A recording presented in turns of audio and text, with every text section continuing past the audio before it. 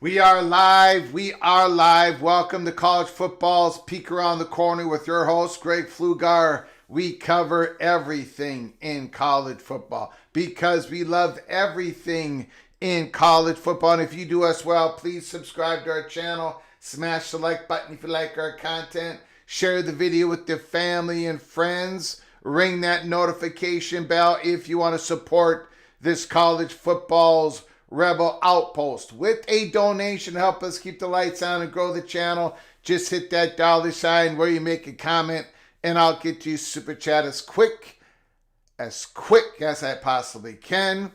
Welcome everybody into the studio that sits on the corner, the very corner of Keith Jackson Parkway and Kurt Gowdy Avenue. Do not be afraid. Do not be afraid to become a legend with your comments and with your phone calls.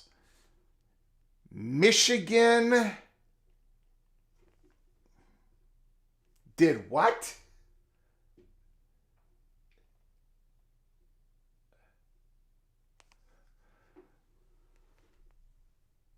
Michigan did what?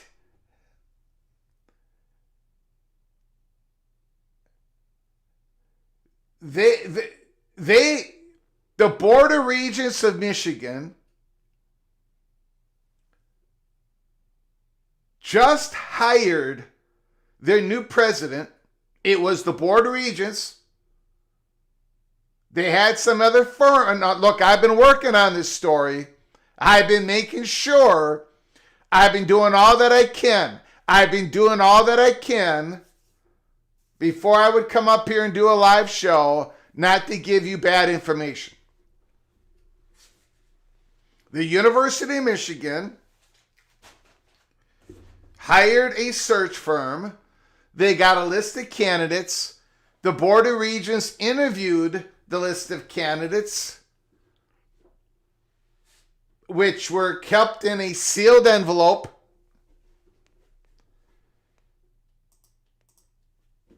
And they hired Kent Severud?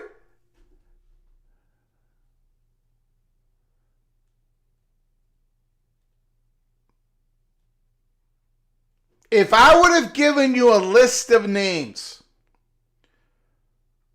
if college football's peak, you're talking about Greg the Cooler when it comes to selections against the spread. You know how cool I've been on that for 4 years. If I would have given you a list of names of all the Power 4 presidents and rated them 1 through 70, 68, whatever, on who was most likely to be named the president of the University of Michigan and less likely, I would have, and others would have, we would have put Kent Severud at the very, very bottom.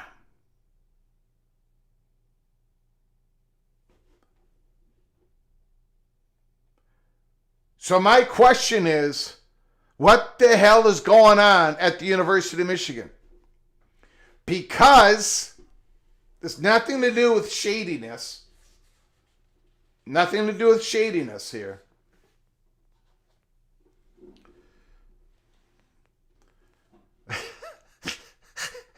When I read the report that the University of Michigan hired Kent Severud, I thought it was parody. There's a lot of parody out there.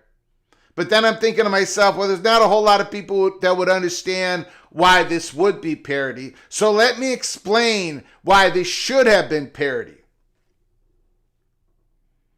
And before I explain that, if you would have gone through 16 of the Big Ten presidents, USC doesn't have a president, and you would have said Michigan is going to hire Kent Severud, those 16 universities would have said, what? What?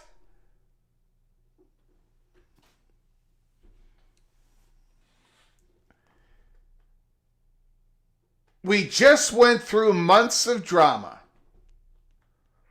about the Big Ten Conference trying to structure a third-party deal with UC Investment that created a for-profit entity, Big Ten Enterprises, that would have had an evaluation of $24 billion, $2.4 billion in cash infusion, and it would have used, I don't know, what do you want to call it?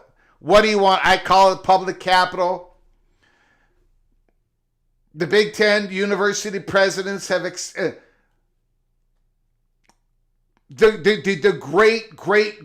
great majority of those within the Big Ten and financial people outside the Big Ten.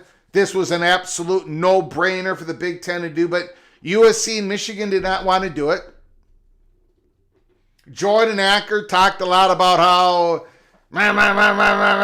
private equity this, private equity that. We're not going to sell our soul. We're not going to. So, Jordan Acker and the Michigan Board of Regents, like 8 of them, are sitting there interviewing these candidates. And the Chancellor of Syracuse, who we have mentioned on this program over and over and over and over and over again, has been one of, if not the biggest proponent of the possibility, the usage, the incorporation of private equity into college sports.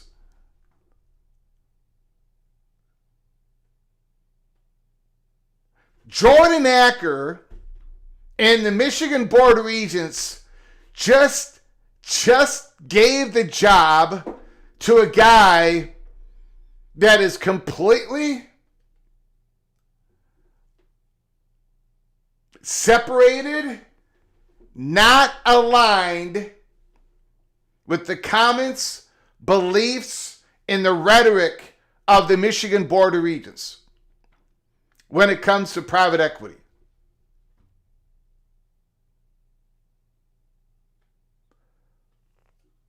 Ken Severud has been on the march. Now, look, we can finally rip this envelope wide open. When I've been saying there are people in the ACC with interest of doing this, they get a third party, they get expertise in, they use private equity.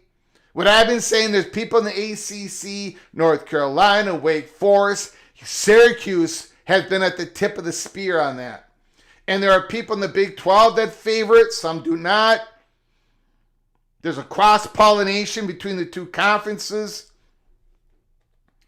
Kent Severud has been the engine of looking at all possibilities, including the creation of a super league that would have brought in billions and billions and billions of dollars of cash infusion, and then give a big old stake of this super league to a private equity firm or multiple firms. Kent Severud is the complete opposite of whatever babble Jordan Acker was talking about at the University of Michigan.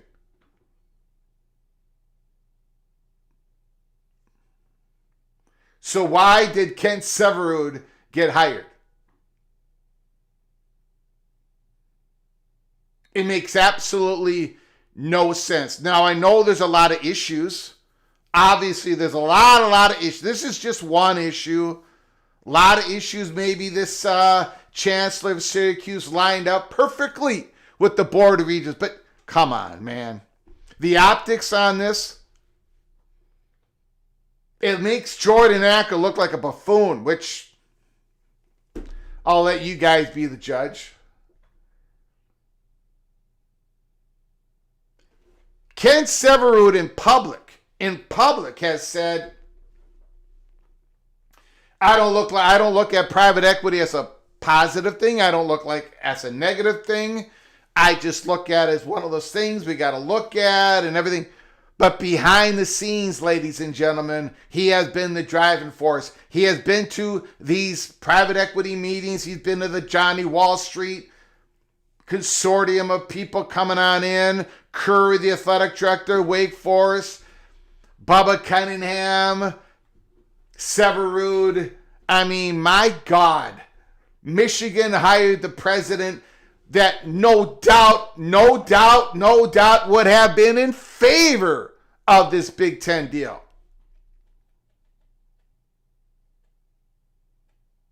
So what's going on in Michigan?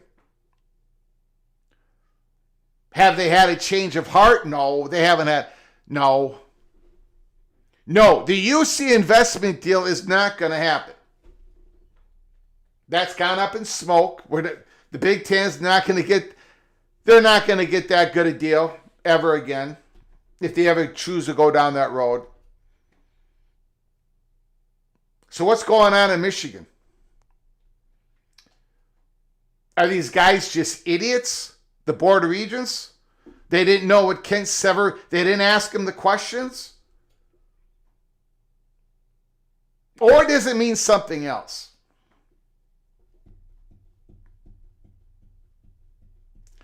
Does it mean something else?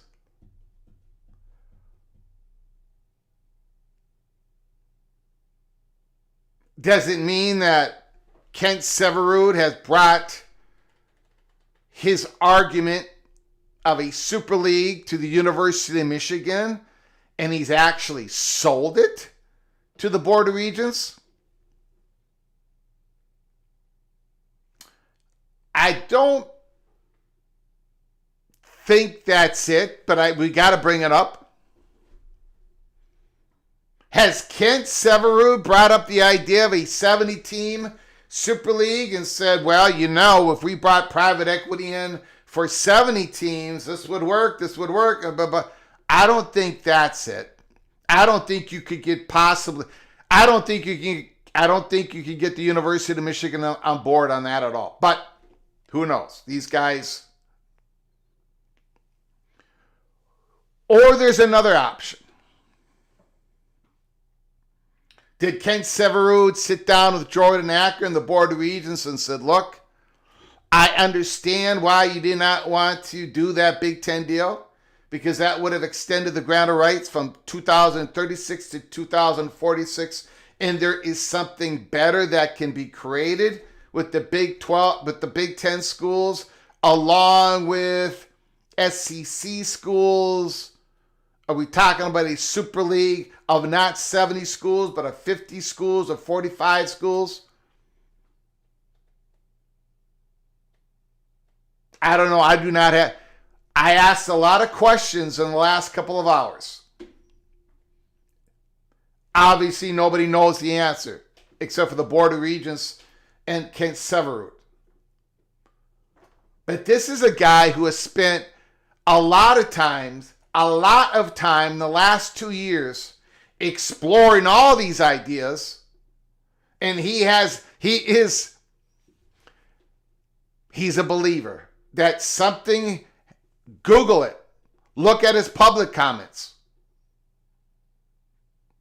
He's not afraid of this third, as long as it's the correct deal. So Jordan Acker and the Michigan Board of Regents hitched their wagon to Kent Severud. An absolute shocker. Did Jordan Acker change his mind? Did Kent Severud just put everything in a locker and said, well, you know what, I'm not really going to, the University of Michigan, we don't need to do that stuff. The Big Ten don't need to do that stuff. I agree with you, Jordan Acker. I agree with you. We don't need third party. I don't believe that's the case either, because this guy's got a long history. Economic professor, Kent Severud. This is right in his wheelhouse. People were leaning on him in the ACC. He was the leader in this. And then he goes to the school with the Board of Regents that don't believe in this stuff. Somebody has lost their religion in this. Either Jordan Acker, the Board of Regents, or this guy. One of these two parties, these entities, has lost their ideology, their religion on this issue. What a shocker. So I asked the question, what is Michigan, what does Jordan Acker actually believe in?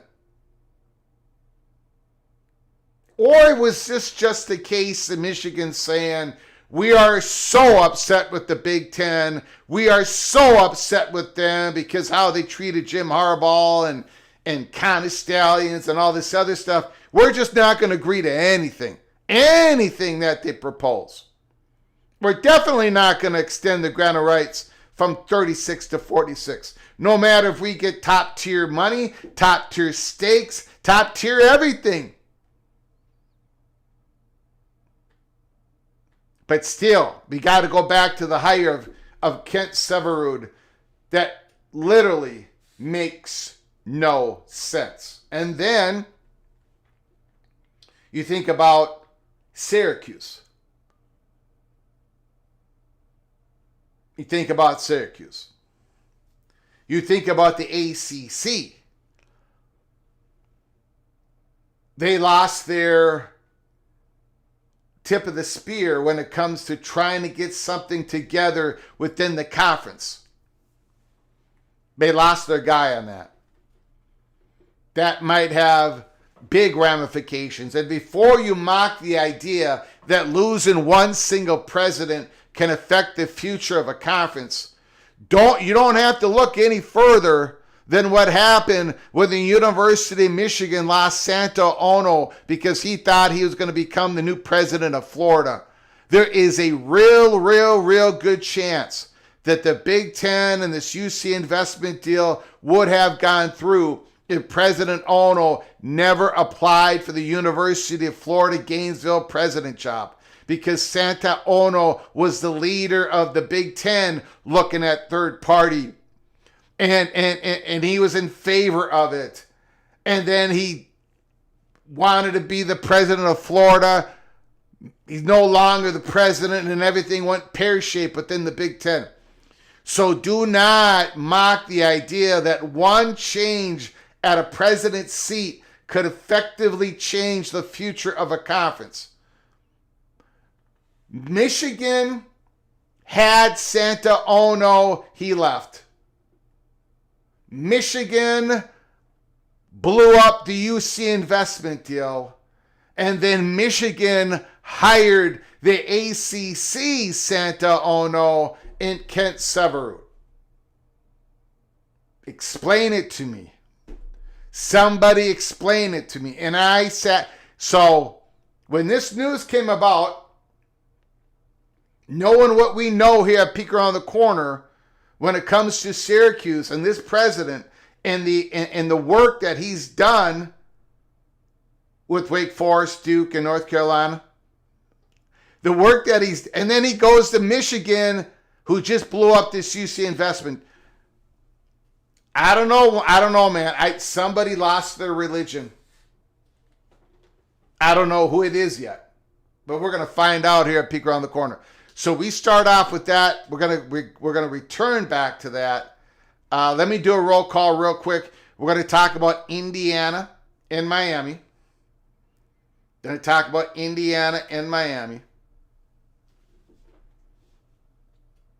8.5. That is the spread that I put out during the second half of Indiana of the Indiana football game against Oregon. I had the line at 8.5, and I did a poll. It was not an official poll.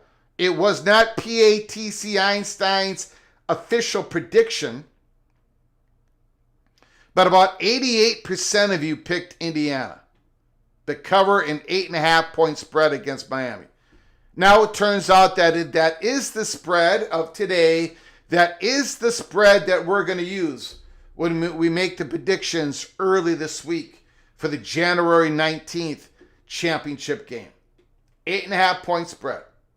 We're not making our picks today, but we're going to talk about more of this football game. We're also going to be talking about what I discussed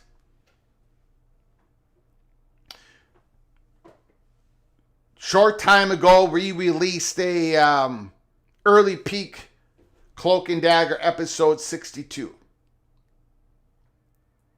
If you are a member, a lot of people have watched it already. If you're not a member, you're going to get the information during this live show. So we're going to talk about, there's some North Carolina chatter, which I can explain some of it. Some I cannot, but I can lead you. I can give you a peek. New information that we have received here at Peek Around the Corner. Sun Devil is in the house. Skaven, yes, is here. Ryan Brooks, go Tigers. Army of 24.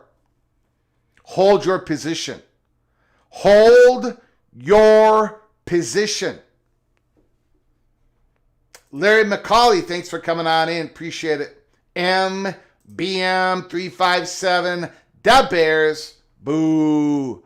Boo. Chicago Bears. Although boo Green Bay Packers. So, no matter who would have won that football game, Boo! Preston from Greensboro, North Carolina is in the house. Marcus Williams is here. Canes fan is here. Hi, everyone. Let's go Canes. One more to go, and it's at home. Bring on Indiana. Dave B is in the house. Happy New Year. Happy New Year to you, Dave. Appreciate you coming on in. David Kreitzer is in the house. CFB Plus. Just pop it in real quick. Hope to get the UNC channel. It's not how it works, CFB Plus. We do put an early peek out there on things like this, and members who are very generous to me, they get the early peek. Well, I'm just not going to put it out. We'll get it to the back end of the monologue. Rod is in the house. Jared Jones is here. Corey, Don Scruggs, Vox Quindaro is in the house. I don't know the difference of those two styles. Chicken or pork? Usually the wife has chicken in verde and the pork in rojo sauce. I take both. But I don't know what you mean by this two different styles. I eat my wife's tamales. That's all I know. One style going in my mouth, going into my big gut. That's all I know. Corey's in the house. Asio the Trucker, Jared Jones, Ryan Thomas, Tumasta is in the house. Zero Wiz is here. Zero Wiz. Stephen Vitt, son of Sarah.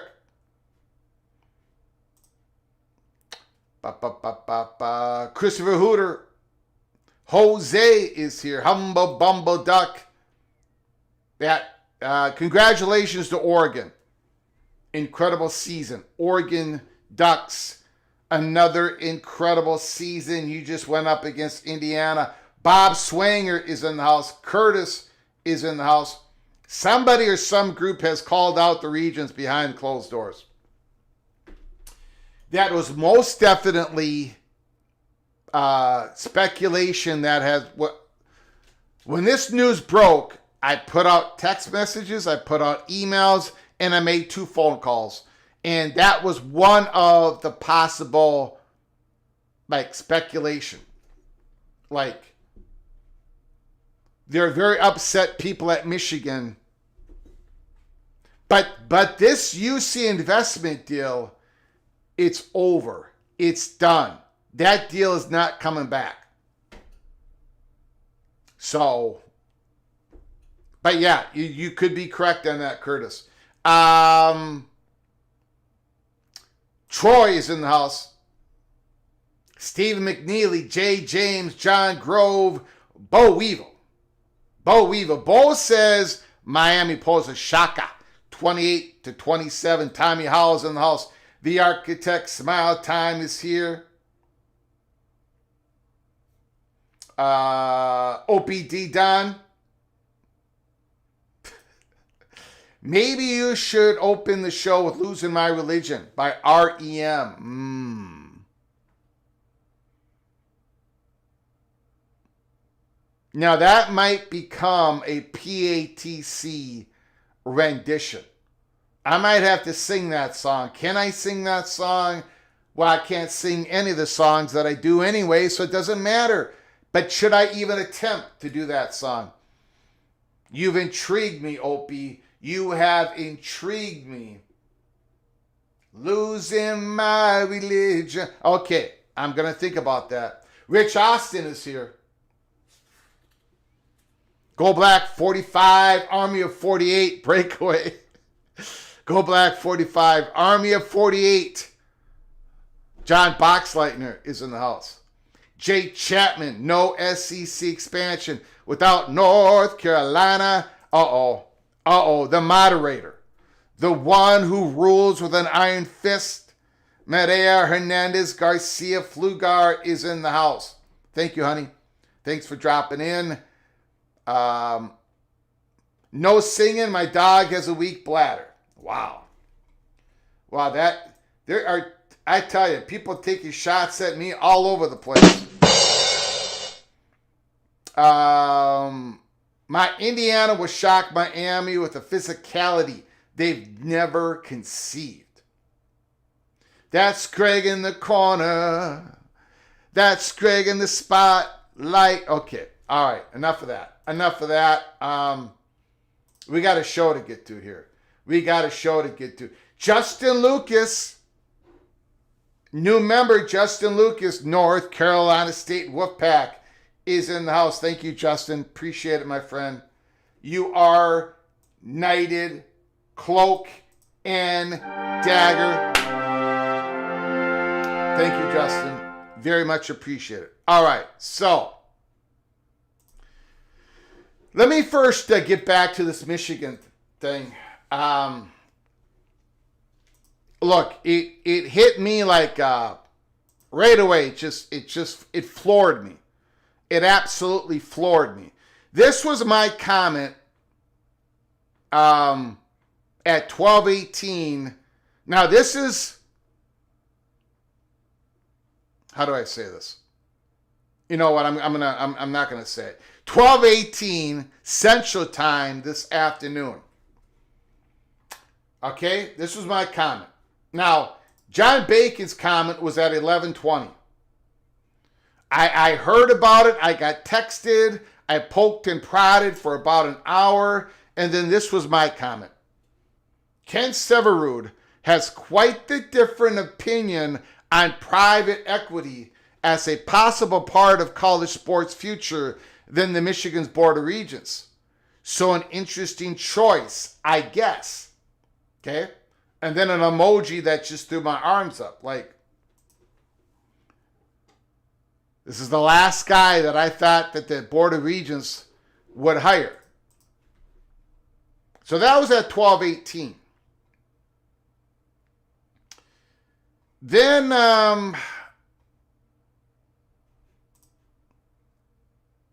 Stuart Mandel. Well, this is interesting. He was deeply involved in the original Super League group a couple of years ago that has since been shut down, which would have likely gone the private equity route if it had gained momentum, and it most definitely would have. Of course it would have. That was the major component of it. Ken Severud would have gone with the private equity route in the Super League. But even more than that, he was the tip of the spear at looking at possible ACC-wide third-party investment. That's what he's been doing. He has been the Santa Ono of the ACC.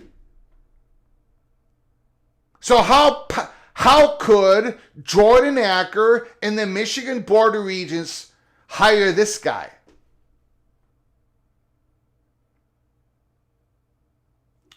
It's like,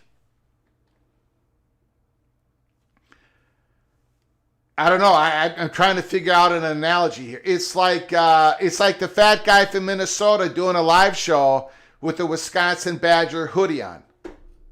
I mean, it's like, what the hell's going on here? What the hell is going on here? And then,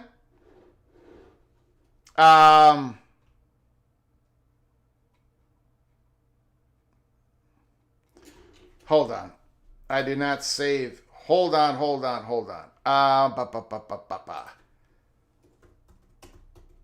My bad. I should have had this ready, and I did not.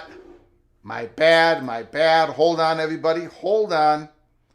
Please hold on.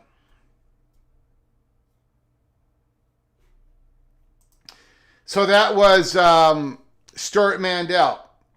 Then at 1:41 p.m., Ross Dellinger, an hour and a half after I posted what I posted. Ross Dellinger, a big presidential move here. Ken Severud, going from Syracuse to Michigan, has been one of the loudest and most public proponents of the private equity-backed Super League proposals in college athletics.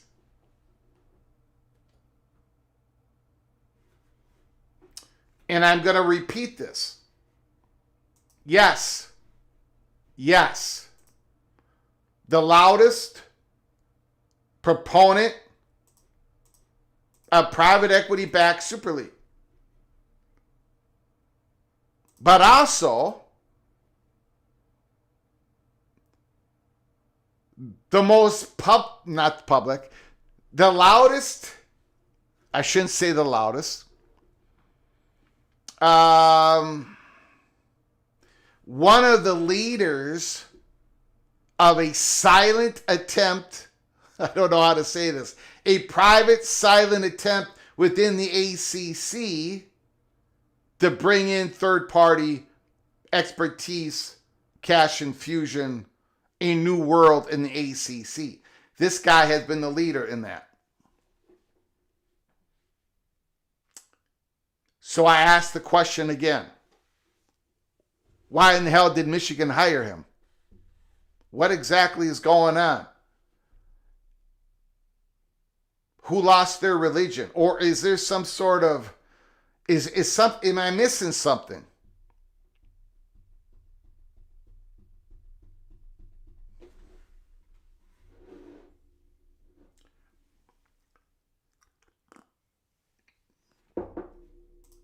It's exactly what that would have been. Exactly what that would have been. And it happened.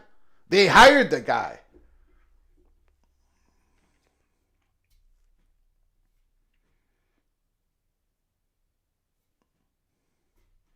It could be.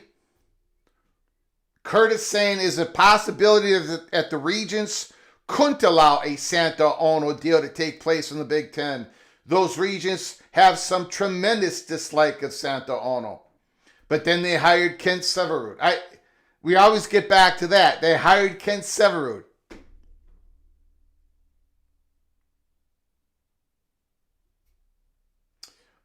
All right. Now let's go. We'll take your super chats and your phone calls in regards to the Michigan situation. Let's talk about the football game here. And then we're going to go to North Carolina chatter. Again, 8.5 point spread. Miami, Indiana. The over-under is 48.5 points. My record, Greg the Cooler's record, is 92-93 for this season. Against the spread, I'm 92-93. I was 91-93 going into the Indiana game, and I had Indiana versus Oregon. You guys were 90-93 going in the semifinal games, and the PATC Einsteins got both games correct. So you also are 92-93. Miami, Indiana. I got a feeling that you all are going to take the Indiana Hoosiers because 88% of you were willing to take Indiana midway through the third quarter against Oregon when I threw up the poll question. If the line was 8.5, who would you take, Indiana or Miami? 88% of you took Indiana. Well, the line is 8.5. The line is 8.5. Now, of course, Miami's going to give Indiana some issues on defense. Miami's defense, they're going to give you issues, no question about it. Can Indiana solve those issues? Can Miami cover the Becker? Can they cover the Surratt? Can they have an I spy on Fernando Mendoza? And what can Indiana's defense do against a Carson Beck who has got a new lease on life with all of his third down runs and fourth down runs, moving the chains? Carson Beck has been brilliant in the playoffs, but nobody has been more brilliant than Fernando Mendoza.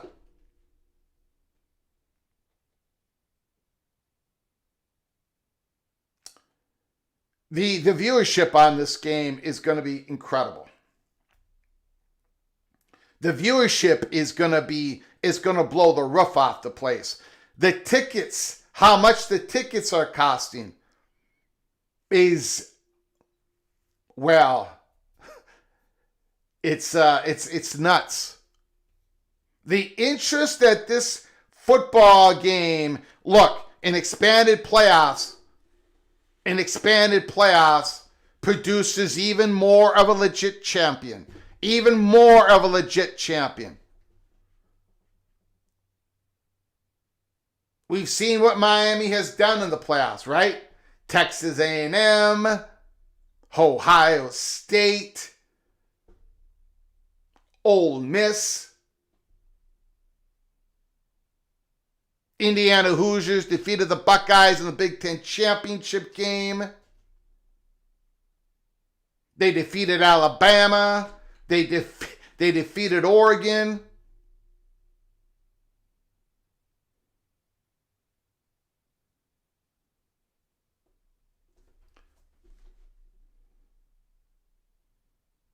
Indiana, Miami. You can give us a phone call at 763-260-1333. Let us know your thoughts when it comes to this football game. We're going to be making our predictions either Tuesday or Wednesday of this week. I have not made up my mind yet. I have not made up my mind. That 8.5 points looks a little juicy. If I taking the Hurricanes 8.5 points, it's going to be tough to beat the Hurricanes by more than a touchdown. But then again, going against the Indiana Hoosiers,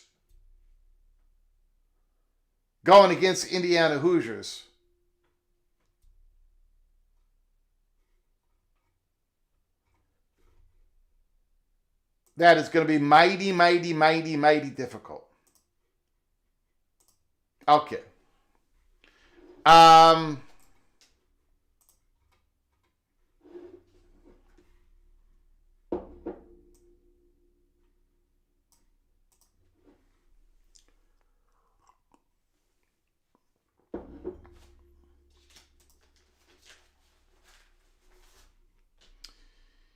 So, I have not made it a secret. College football peek around the corner. We have been pretty transparent on who we believe and been told, and we've been talking about this since June 15th of 2024. North Carolina is at the center of the stage, just like Colorado was, just like USC was before I had a YouTube channel, but we announced it on X. Of course, the Los Angeles Times article, all that stuff. We have been told some information within the last 48 hours. It's, you take it how you want to take it. But this is reminding me more and more and more of the USC to the Big Ten story. For those who are new to this channel, by the way, make sure you subscribe and ring the notification bell. For those that are new to this channel, new to what we do here, what I've been doing for a decade, YouTube channel for a couple of years. The USC to the Big Ten was leaked in the city of Los Angeles. It was not leaked within the Big Ten. We've explained this before. The Los Angeles Times did an article on it. We did episode 22 on August 20, 2022. There's a lot of ways you can look at this story if you're new to the channel. But it was leaked in Los Angeles. there were power brokers. There were power brokers at the University of Southern California and power brokers at the Big Ten that wanted to get this done, that was beyond what was being talked about and discussed within these conferences. What's going on at North Carolina is a lot like what was going on at USC in the spring of 2022. The USC story, somebody, somewhere in the athletic department, the administration of the University of Southern California, let it be known to somebody outside of that circle, somebody outside of the administration, somebody at the money perch level in Los Angeles,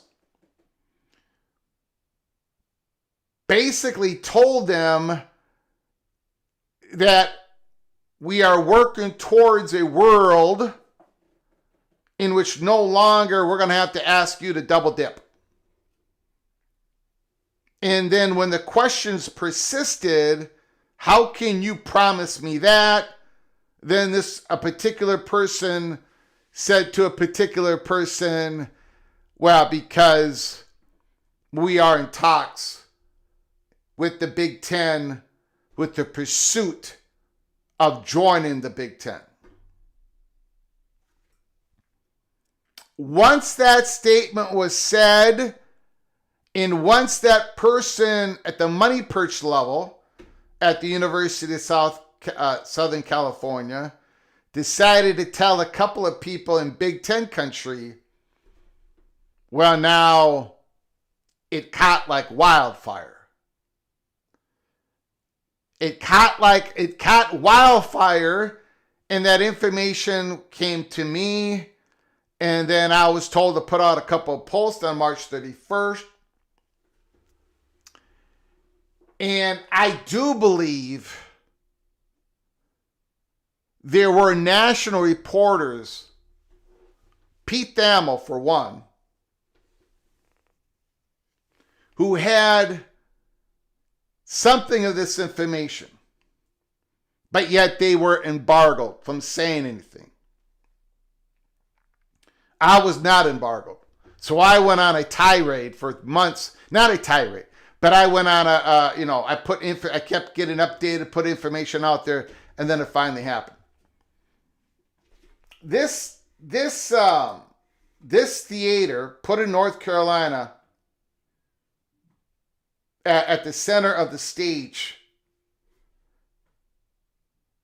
is not by accident, not just by public reports, not just based upon the June 15th, 2024 live show, when I reported to you all that it was North Carolina and Virginia that were the number 1 and 2 targets for the SEC, not other schools such as Clemson, Florida State, Miami, and other schools.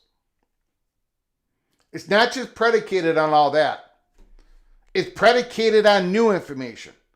Not just the Inside Carolina public reports, but new information.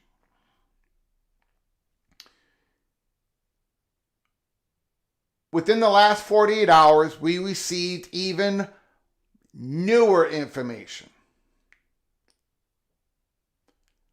Much like, but not exactly, but much like when the University of Southern California money perch was given reassurance by an administrator at USC. That is what's going on in Chapel Hill right now. There are assurances, there are promises, and now there is a promise of a certain deadline of North Carolina to make their ultimate decision. Here at Peek Around the Corner, I'm going to give you that deadline right now. I did give it in an early peek Cloak and Dagger episode earlier today for members only. If you're a member, you get the early peek on this nuggets of information. The date is June 1st, 2027. On or before June 1st, 2027, the University of North Carolina, Chapel Hill have promised certain people that they're going to make a decision. And they've got options. But the two leading options is a reimagined ACC, even beyond what they've already done. Because honestly, they've done a lot. They got that unequal revenue sharing. They got you eat of more what you kill, the TV viewership, right? However, all those changes hasn't, nor is it projected to be a real benefit to the University of North Carolina, Chapel Hill. You know, I mean, now things can change and all that, but North Carolina doesn't have a particular, they don't have this scheduling deal with Notre Dame where they get to play them more like Clemson, Miami, Florida State. So North Carolina's one of their options is a reimagined ACC that would benefit North Carolina above what has already happened in the ACC. And the other looming option, the other big looming option, is to join the Southeastern Conference. Now, does that take the Big Ten completely off the page? No, but essentially, the Big Ten is a super long shot to get North Carolina ever.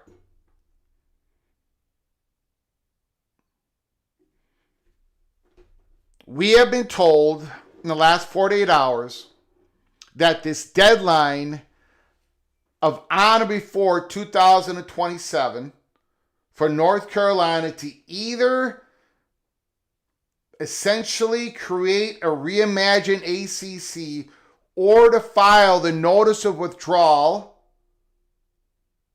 on or before June 2027. The reason why that is believed to be the deadline date is because that date has been used in promises.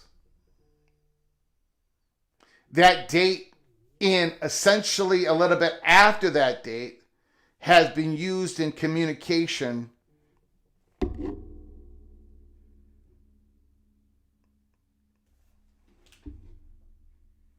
hold on.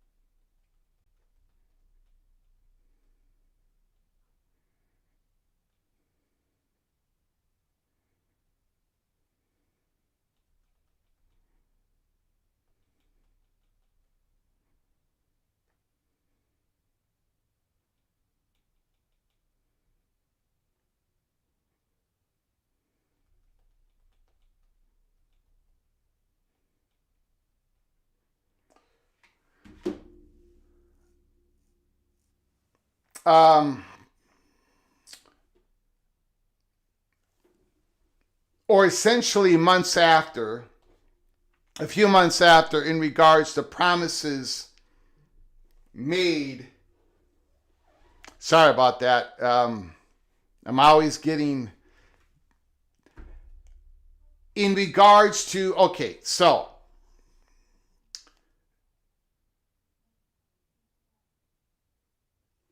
the dots have been essentially connected. Some of these dots have been connected.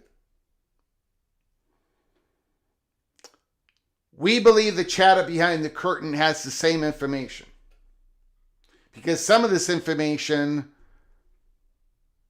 either has been confirmed or not denied, and some of this information has not come from any of the chatter behind the curtain, but it has come from people who are essentially the money perches at Chapel Hill.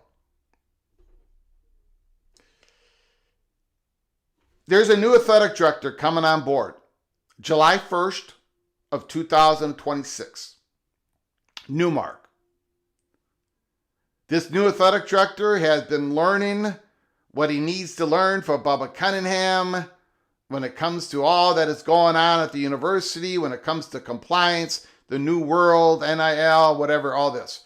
But he's also, him and his new leadership, people around him, have been working on other items such as bringing in new sponsorship, a new identity, new marketing plan, new this, new that, third-party involvement, internal third-party involvement, like a Utah type of deal.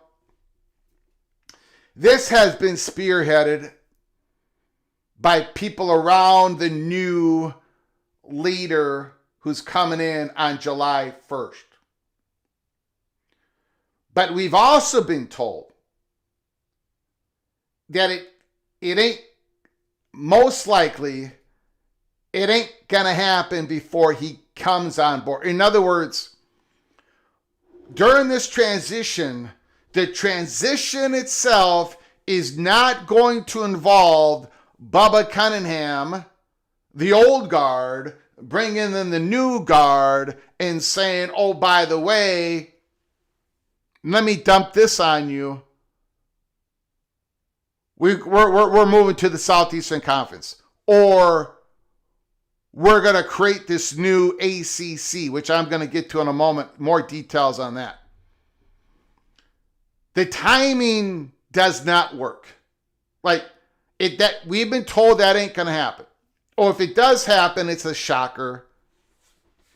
Something that, so, the deadline is not June 1st, 2026. The deadline is June 1st of 2027. On or before. But the most important part of this is also, it ain't going to happen after that. It ain't going to happen after that. Now, we have never reported that before. This is new.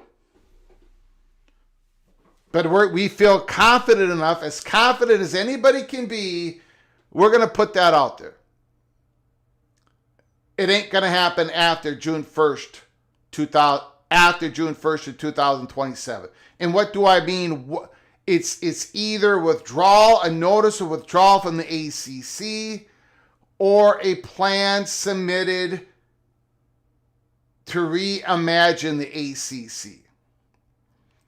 Because North Carolina, its power brokers, its money interest, Newmark and the people that are looking at this, they don't believe that going as it is best for the university. Like this, we can't go any further with what we got. We were against we were against the expansion of the conference. We were against the suing of Florida State and Clemson. The new unequal revenue share that, well, of course, we agree with just to get over that hurdle, we don't really benefit from it. We know that we are the belle of the ball when it comes to the Southeastern Conference and essentially also the Big Ten. We know that since we have this athletic director who's coming into power, who's done all this work, who's got all this sponsorship interest, who was part of NASCAR, who used to be a person who worked for the Southeastern Conference. We're doing all this work. We know the benefits. We've analyzed it. We're not going to go further with the status quo beyond June 1st of 2027.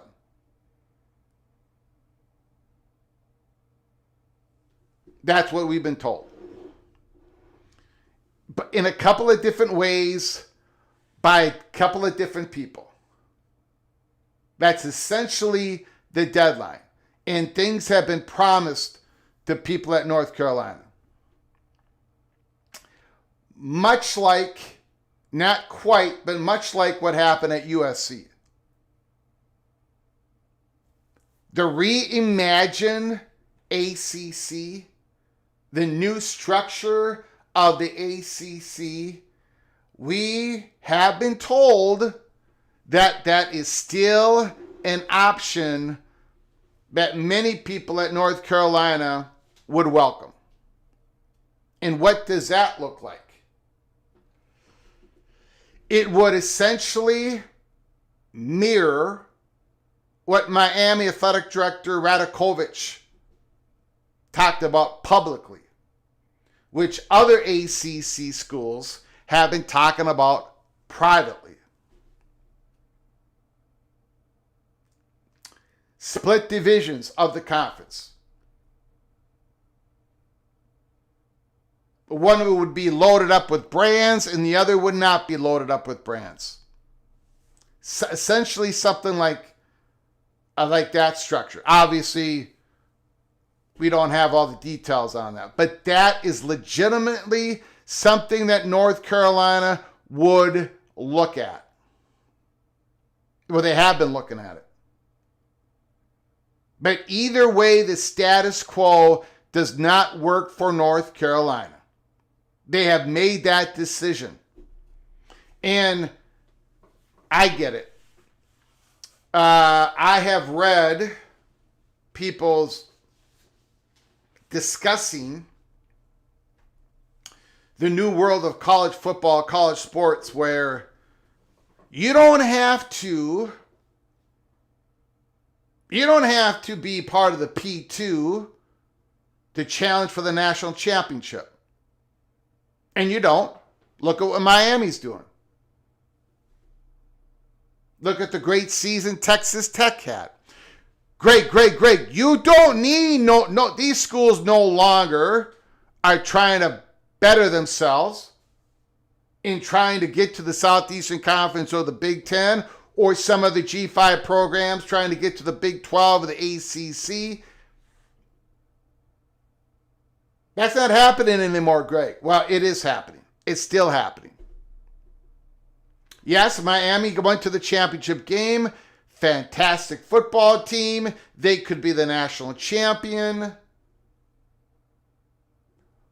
But the money interest at the top branded ACC schools have the same exact worries, complaints about what is going on now than Texas and Oklahoma had in 2018, 19, and USC had in 2021, 22. If you are behind, if you are a program that think you're leaving money off the table, if you are a program that think you should be getting more money, if you are a program that you think you bring more value to the P2, one of the two P2s, and you're leaving all this money off the table, and you got a possibility as an invite, you're not going to turn it down. You are not going to go for it. The $30-35 million gap, okay, that is closed a little bit with some of the ACC schools because of their unequal revenue sharing. But it is still a big deal because of the following. North Carolina this is why the status quo does not work for UNC. The following reasons I'm about to, and I know you all know this, but the reason why the status quo does not work for UNC, even if Miami wins the national championship this year, win it next year, Clemson wins it the year after that, whatever.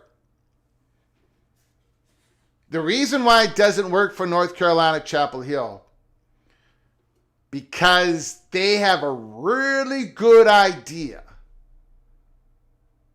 They have a really good idea of what the SEC, what they're going to get in their next media deal. They have a really good idea of what the Big Ten is going to get in their next media deal. And North Carolina cannot abide by that. If they have an opportunity to jump, and if they have an opportunity to land, and not only have they decided on that, but according to what we've been told, June 1st, 2027 is the deadline. On or before June 1st, 2027. A reimagined ACC that could bring them a whole lot more money in the future because of the new structure, somehow, some way, or the University of North Carolina be jumping into the SEC. And this new athletic director, this new Mark, there's a reason why they hired him. And it's going to be really apparent why they hired him on or before June 1st, 2027. So that is the UNC chatter. We do not think, and I will take the L on this when the time comes, but we do not think this gets pushed out beyond June 1st of 2027, on or before.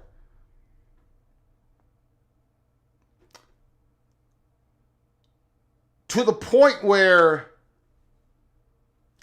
some of this is lining up almost exactly like what happened at USC. And I got a feeling it was exactly the conversations that Oklahoma and Texas had. So that is the UNC chatter. For those who are members of this program, we did deliver an early peek Cloak and Dagger episode 62. Go check that episode out. We put that out a few hours ago. If you want to become a member of our program to get the early peek, go to the link in the description box below the video, hit that link, and become a member.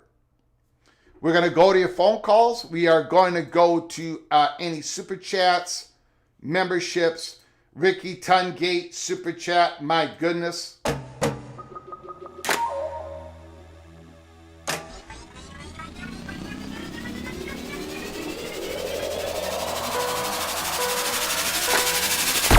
Mr. Hoosier, Ricky Tungate, still living the dream.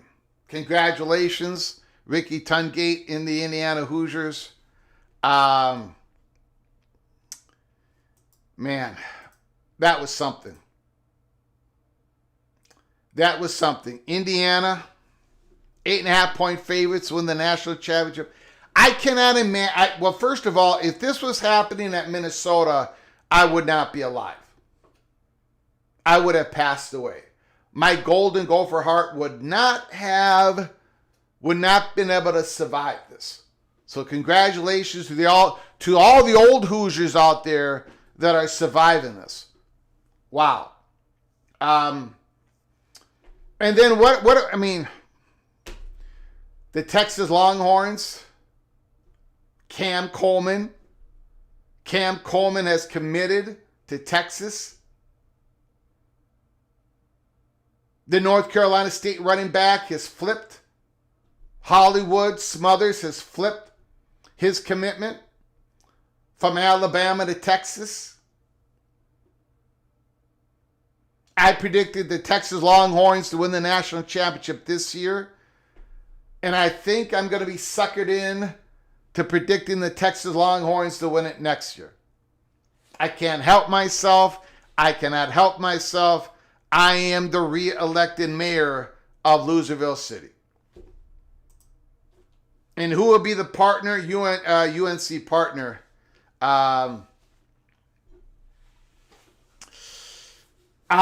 If I would put the odds at Virginia or Clemson. The Virginia thing has gotten a whole lot more complicated. Way more complicated. Like, way more complicated. But the Southeastern Conference has not been able to act. It would have been, the Southeastern Conference had no chance of acting on this. And I also will say, but I'm not ready, don't be surprised if we do an update in the Holy Smokes Theater where we start talking about a small scoop instead of a large scoop for the SEC. But I don't want to go that far with this. I don't want to mess up the message here. The last 48 hours, we've been told the deadline for North Carolina internally to change their status, to go to a reimagined ACC or go to the Southeastern Conference is on or before June 1st, 2027. I want that to be what comes out of this update.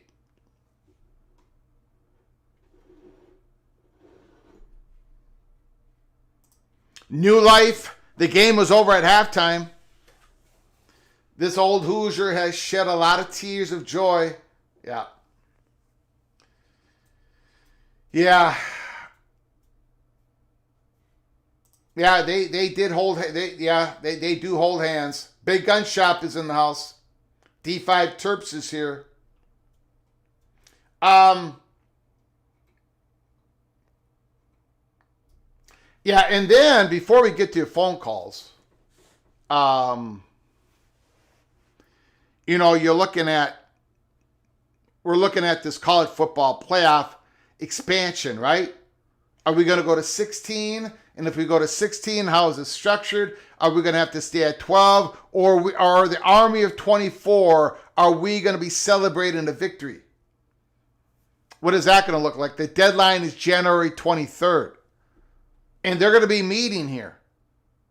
The commissioners are meeting this week, headed into the championship game on January 19th. So we could get a report and update within the next 4, 5, 6 days.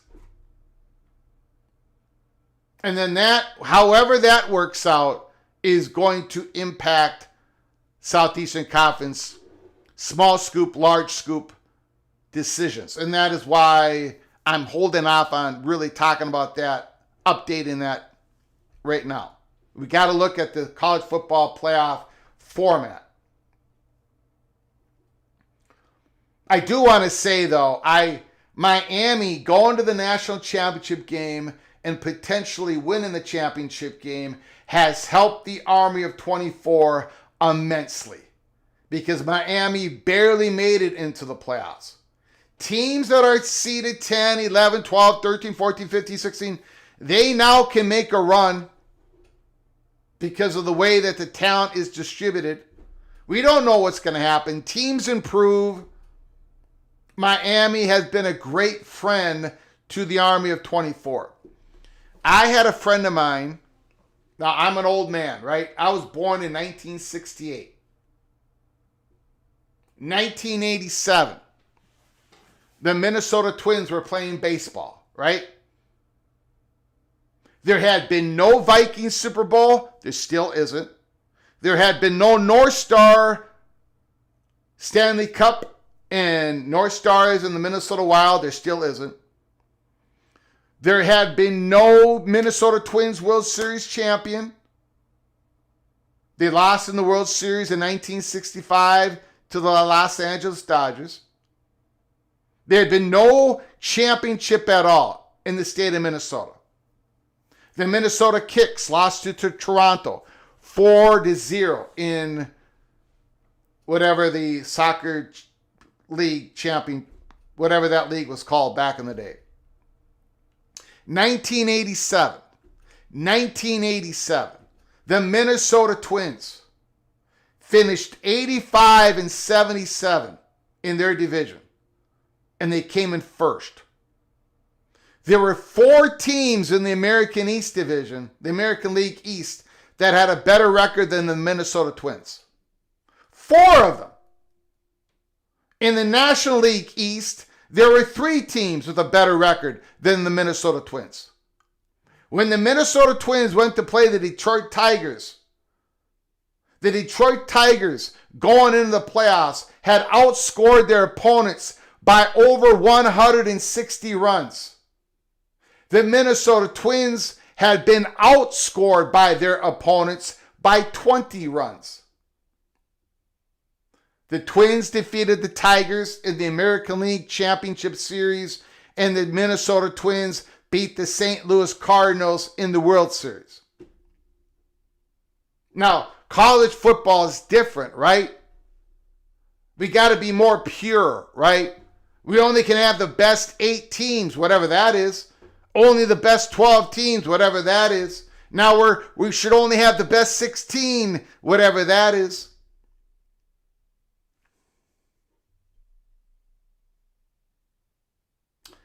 Yeah, I don't agree. Because an expanded college football playoffs is still going to create the most legitimate champion. And that is why I think Indiana and Miami they're going to produce the most legit national champion. Indiana has done it the way, going undefeated, and they've just looked dominant. In Miami, they've done it a different way. And I think that's good for college football. They lost a couple of games. They got better and better and better and better and better, especially the last 5 weeks. Look what they've done in the playoffs. So, Miami, thank you very much. You have helped the Army of 24 greatly. Absolutely greatly. Okay. Let's get to your phone calls. I am done yapping. People are tired of listening to me. 763-260-1333. 763-260-1333. Give me a call.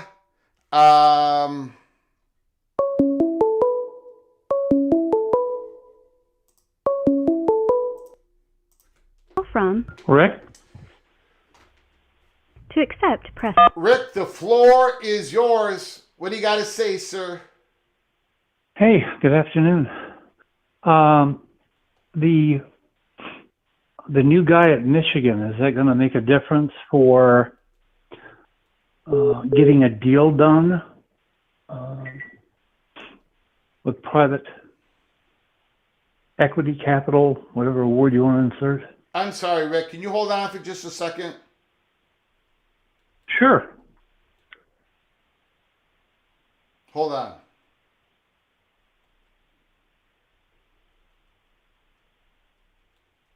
Hold on, everybody. Sorry. Hold on.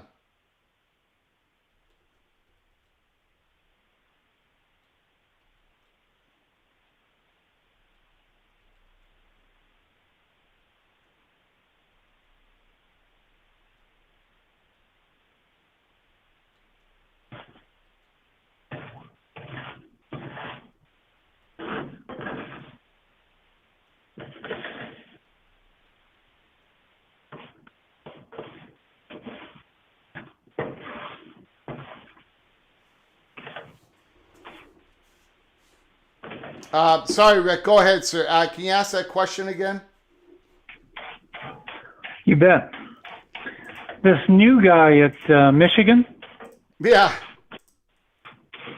is that going to impact getting a private equity or private capital or whatever you want to call it, getting that done? That deal's done. That deal's not going to happen. That's what I've been told. Okay. It blew up. It's all over. It's all over. Okay. Yeah. Moving on to the next one. Yeah. I think there's about a 5% chance of the ACC getting their, whatever you call it, league restructured. I think 95% chance North Carolina goes to the SEC. Yeah. They're just The stalling. ACC thing Stalling. is probably really, really complicated. They're stalling. Nobody in the ACC is going to watch. There's going to be all kinds of consternation and whatever they come up with. You can't have two divisions. One's bigger than the other. It's foolishness. Yeah. The 16-team playoff, or 24, is there a quid pro quo from Petiti to Sankey that he schedule that there be a Big Ten SEC scheduling agreement before Petiti will allow it to expand? Can you repeat that again?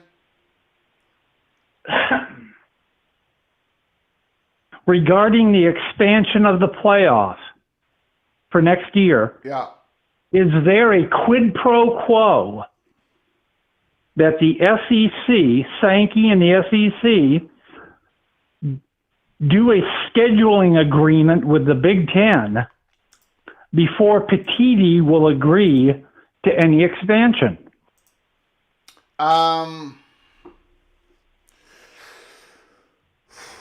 So what I've been told is that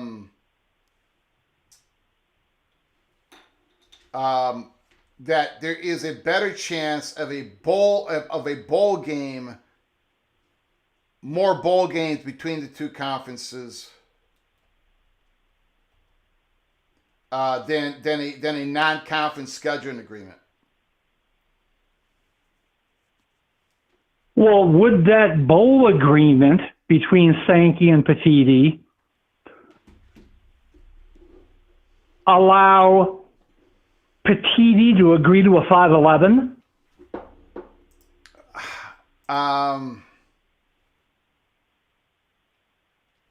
That's a good question. I have a lot of good questions. Yeah. I don't know, Rick. I have been. I poked and prodded on. So I've been asking the question because of that Heather Dinich comment about how they're still discussing the 2014 playoff. So my question has been: is that really something? Could that really happen? Could that, blah blah blah? And of course, people are so tired of me asking that question. And the answer is we don't know. Like, we don't know how much traction that truly is.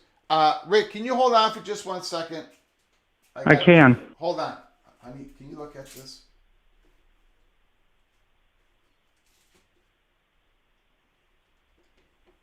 Look at that. What she just said.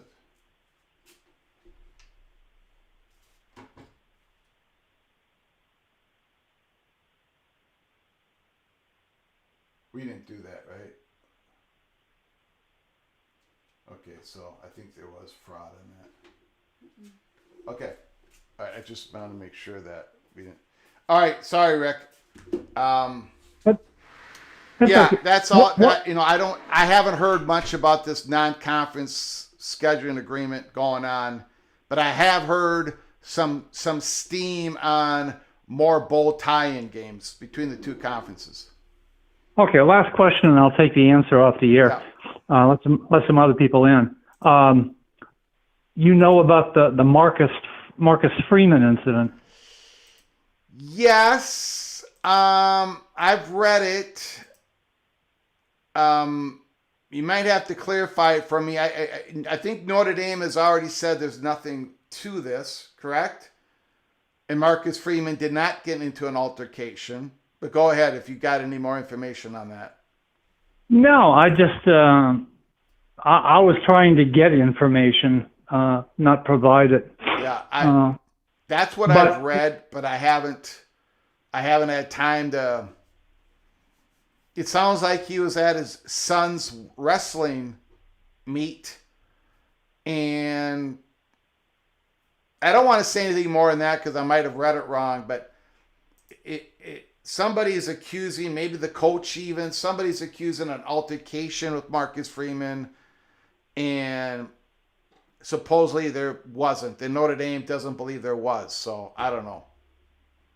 Yeah, I think it's alleged it was filed about a week ago. Yeah. So this is about a week. This is a week old. Yeah. And yeah, Marcus's son was wrestling, and I think the opposing coach of the child that he was wrestling got into an altercation with Marcus and filed assault charges against him, or battery, or something. Yeah. Okay, thanks. You got it, buddy. Appreciate it. So I was just given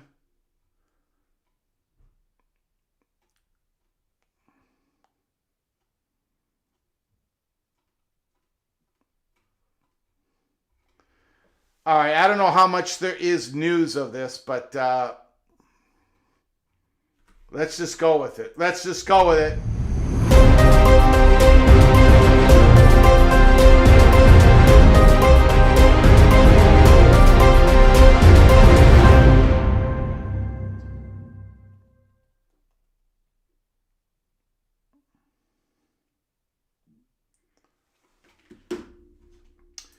Breaking news, college football buzz. What we're hearing about playoff expansion. Heather Dinich about 45 minutes ago, since we've been doing this live show. There is strong support for a 16-team college football playoff format to begin as soon as 2026 if Big Ten Commissioner Tony Petitti and SEC Commissioner Greg Sankey can reach a specific compromise. Multiple sources with knowledge of the discussions have told ESPN in the days leading up to one of the most significant meetings for the sport's postseason. There's still a stalemate, though, between the two power brokers, which means that even with the majority in favor of the change, the playoff could remain at 12 next season. There's still a stalemate.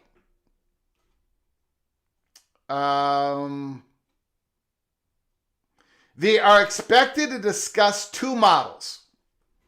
A 16-team field that includes 5 conference champions and 11 at-large teams.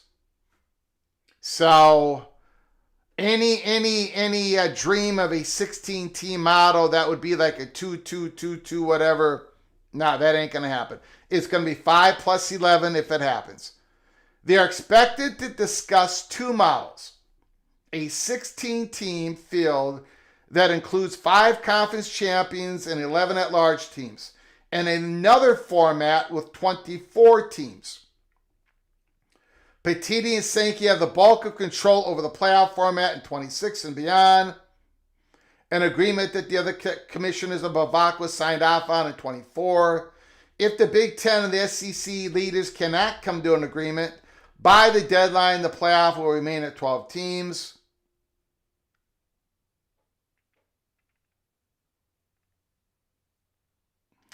The Power Four commissioners, including the ACC's Jim Phillips and Brett Yormark, have had multiple separate discussions about it in the weeks and months leading up to the national title game. On Monday, they will hold, that's tomorrow. On Monday, they will hold a brief video conference with select members of their staffs to prepare for a larger board meeting in Miami. Here's what the who's who of college football is saying behind closed doors. Future format, Sankey support the 16-team field, but it won't happen if Petitti's not on board. The Big Ten wants to use this leverage to eventually lock in on a field of at least 24 teams, with or without automatic qualifiers.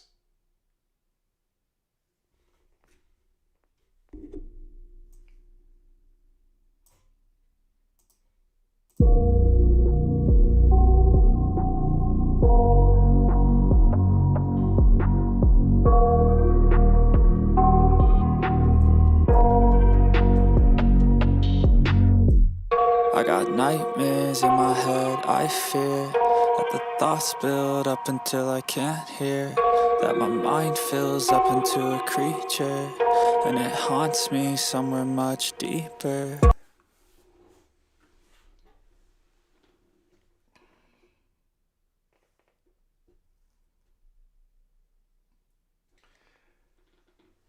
What in God's name? What are you doing, Petitti?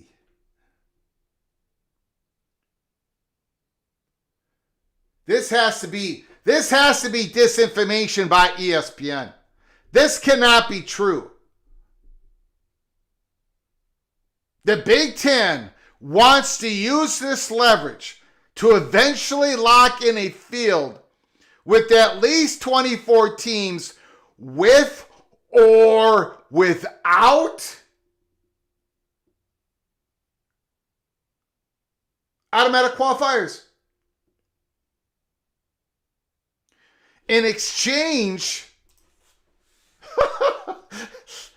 I'm going to lose it.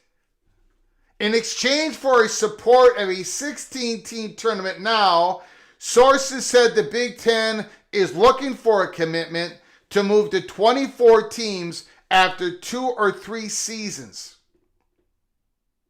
While some in the room might be willing to consider a 24-team field halfway through the new 6-year deal, there is a strong reluctance to commit to it now. And that could keep the stalemate ongoing. A 24-team playoff without any automatic qualifiers, though, might be appealing enough for Sankey to consider. The nightmare. 519.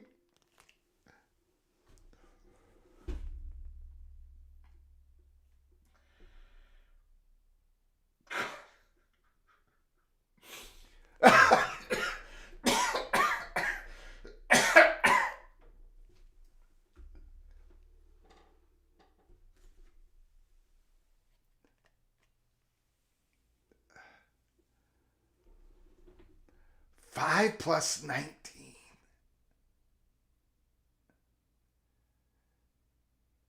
A 24-team playoff without any automatic qualifiers, though, might be appealing enough for Sankey to consider. Well,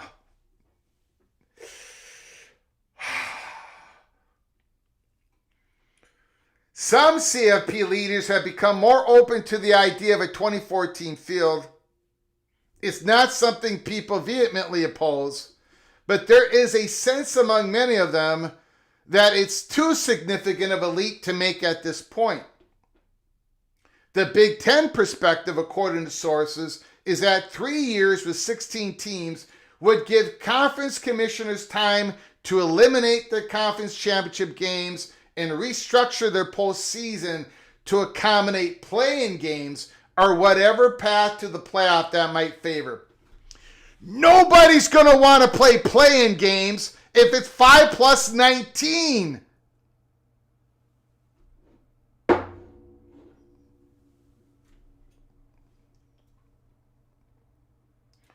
There are decision makers, particularly in the SEC, who would support a field that included 16 teams without guarantees of conference champions, but also a realization that excluding the group of 5 entirely is highly unlikely scenario. I don't think it's going to fly, one source said. There also isn't any serious momentum to require conference champions to be ranked with a certain range to qualify for a playoff. Thank God. Sources said the 2014 model has been presented to the Power 4 commissioners, but not the larger group. There are still significant questions about how it would work and when, in addition of learning more specifically how the revenue would replace the championship games.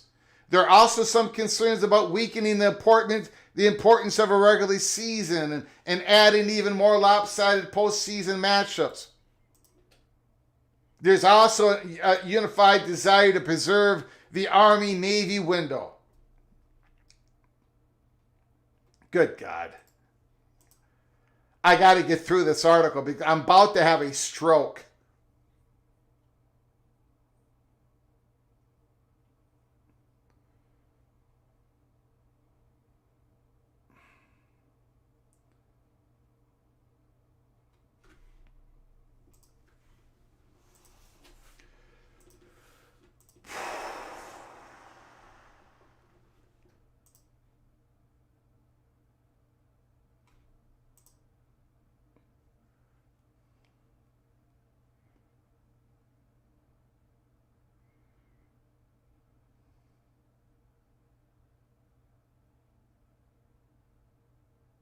God.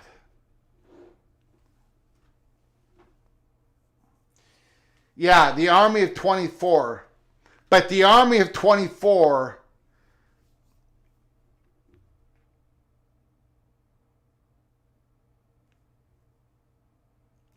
5 plus 19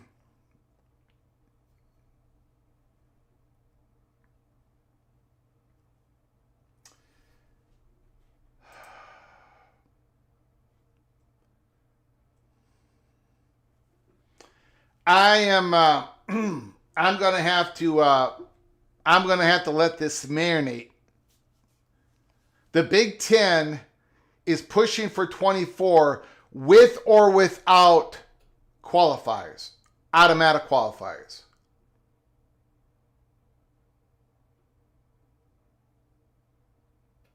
So conference standings don't mean anything once again, right? And why would you play any big time non-conference games? The 4-4-4-4-2-6 takes care of so many issues.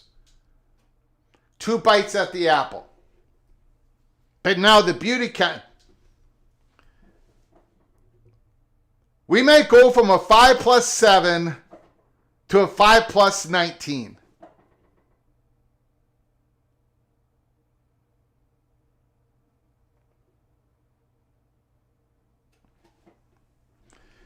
Tony Petitti is buckling. He is buckling. Holy smokes. Guys,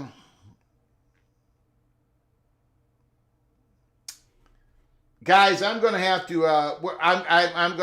we are going to, I do want to thank, unbelievable. I do want to thank Justin Lucas for becoming a member and Ricky Tungate for the $5 holler. I do appreciate that donations. Appreciate you guys all coming in. And we're going to have to shut this down. I'm getting inundated with a whole bunch of stuff here. And I am absolutely stunned that Tony Petitti is willing to go to 5 plus 19. I'm absolutely stunned. If this report from ESPN is to be trusted. Caleb Ramirez, does Syracuse president going to Michigan hurt North Carolina thinking of doing? I don't think it has any effect, Caleb, either way on that. I mean, I see what you're saying. It might make it a little bit more difficult because, but I don't know. Ultimately, I do not know. But thank you for becoming a member for 25 months. Caleb Ramirez, you are knighted cloak and dagger. Thank you so very much.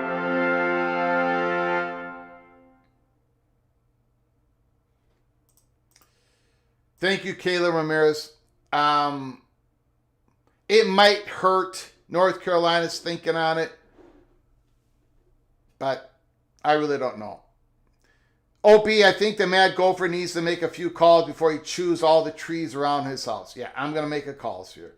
I don't wanna blow up right now because I gotta first understand if this reporting is like if that. I gotta figure out what I gotta figure out. But I can guarantee you this: if that reporting is correct, I'm going to be putting out a video, an episode, going live the next chance I get, and I am going to blow up. I'm absolutely going to blow up. If it's 5 plus 19, I am going to blow up. All right? All right. So thank you all for joining us. I appreciate it. January 11th. Tomorrow, on Monday or Tuesday, we're going to be making our prediction. Indiana, Miami championship game. The line is at 8.5. So be ready. Buckle up. Brace for impact. From all of us at PATC to all of you, please, y'all take care of each other. And as always, God, family, Golden.